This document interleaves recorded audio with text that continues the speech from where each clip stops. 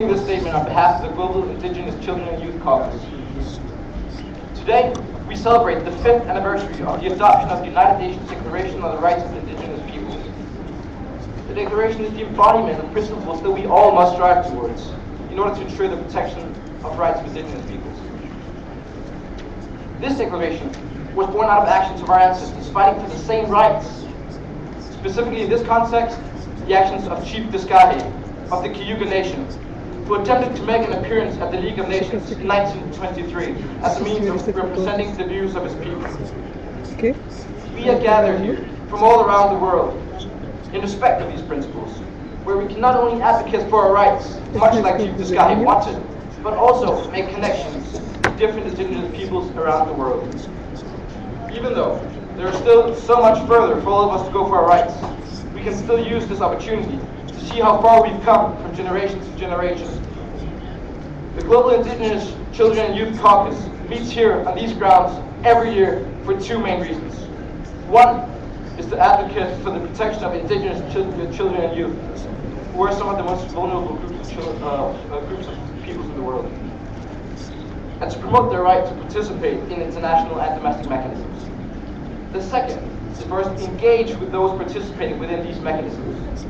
We talk to, learn from, sometimes argue with, but ultimately build lifelong relationships with these elders and our fellow youth. They are experts and they are leaders who spend their generation learning and seeking to improve from the last.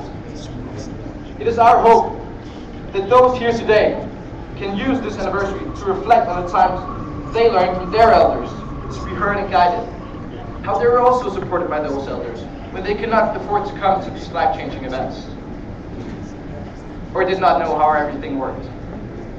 How they were guided by their elders and had their views respected, especially when they came from a background with no funding at all. Or where their governments still would not even recognize their existence. This was to carry on the torch by advocating the rights of indigenous peoples. As we celebrate our 5th anniversary of the Declaration, we also honor our role in receiving the future responsibility to address still outlying violations of indigenous rights.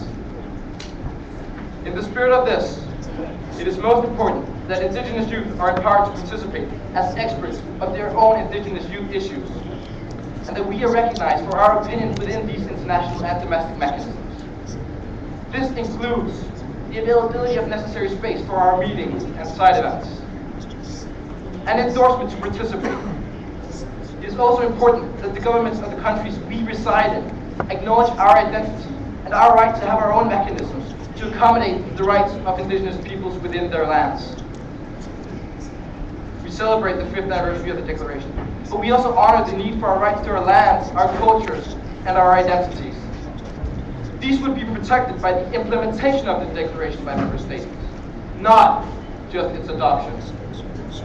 We feel that everyone in the forum not only honors this, but also the contributions our predecessors have made to us to continue our journey for full recognition of indigenous rights. Thank you very